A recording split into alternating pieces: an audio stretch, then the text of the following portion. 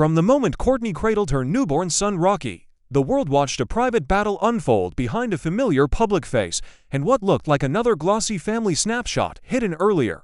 Sharper warning from doctors that landed like a blow because of complications during her pregnancy and a high-risk fetal operation. She might not be able to breastfeed. Those few clinical words could have reshaped a dream, but instead became the first ember of a quiet, relentless resolve.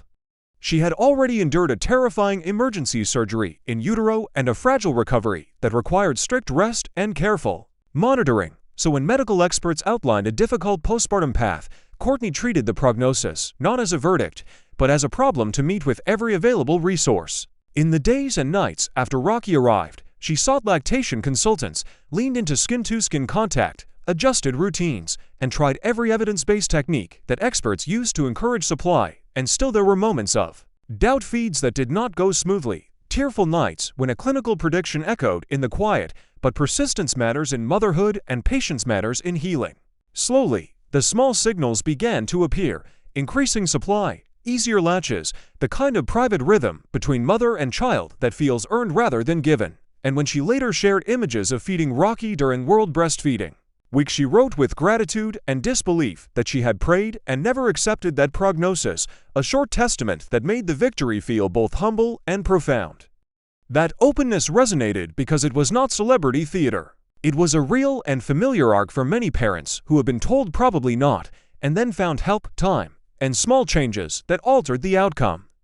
Kourtney did not set out to discredit medical expertise. She described following doctors' guidance where needed, but she also insisted on active participation in postpartum care, combining professional advice with practical supports, coordinated lactation follow-up, partner and family help overnight, and careful attention to recovery. That let her body respond when it had the chance. That balance, respecting clinicians while doing the patient work of recovery, is an instructive model for any parent who faces a suddenly altered postpartum trajectory after a surgical or high-risk pregnancy event.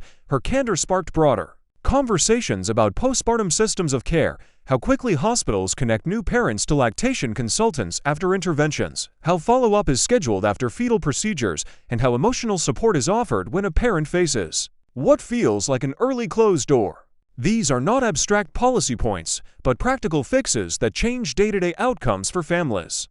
The heart of the story lives in tiny, tender details: Rocky's small hand curling around a finger, the hush of his breathing as he feeds, the hush of the house in the middle of a feed, and those intimate moments were the goal Kourtney had quietly promised herself while pregnant, a promise she later described with both gratitude and awe.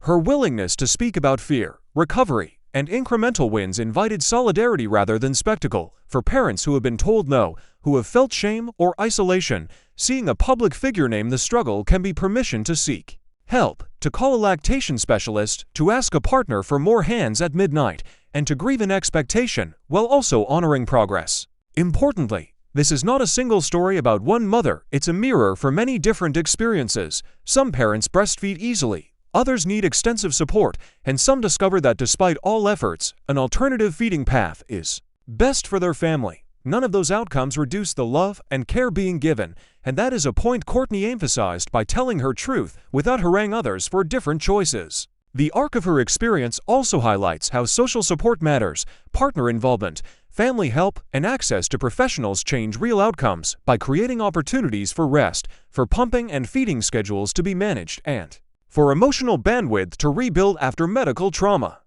Her story gently urges institutions to prioritize fast, compassionate lactation support and thoughtful postpartum follow-up after fetal surgeries so families don't face isolated nights of panic and confusion when they need skilled help most. For viewers who are not new parents, the takeaway is an invitation to empathy. Recognize the unseen labor behind a single photograph or a short caption, and offer practical help instead of judgment. Drop off a meal. Offer to hold the baby for 20 minutes so a parent can sleep, or simply listen without prescribing solutions. Kourtney's path was not a defiance of medicine, but an example of how medical guidance and parental agency can work together. The medical team provided life-saving care and careful counsel, and she complemented that care with persistence, specialist help, and the steady accumulation of small wins that eventually made breastfeeding part of their daily life. As Rocky grows and those family rhythms become ordinary, the public moment will fade into a string of quiet milestones: an extra 10 minutes of sleep, a laugh that was once a struggle to coax, a nap taken in a different room. But the backstory matters, because it shows how outcomes are shaped by resources, patience, and people who refuse to accept a prognosis as the final word.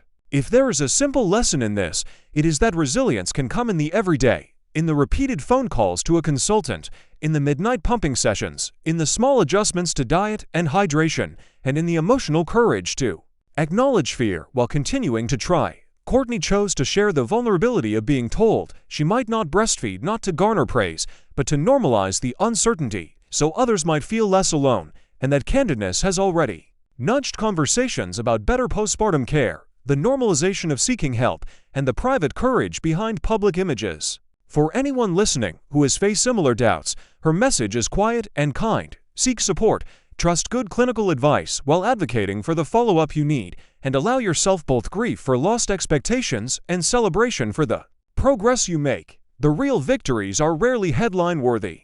They are the private, repetitive acts of care that add up to a new normal, and those small mercies are what make a mother's persistence into something truly extraordinary. If this story moved you or reminded you of your own quiet wins, please like the video if you believe in perseverance, share your experience in the comments so others can find solidarity, and subscribe to join us for more honest stories about the ordinary strength that builds a family.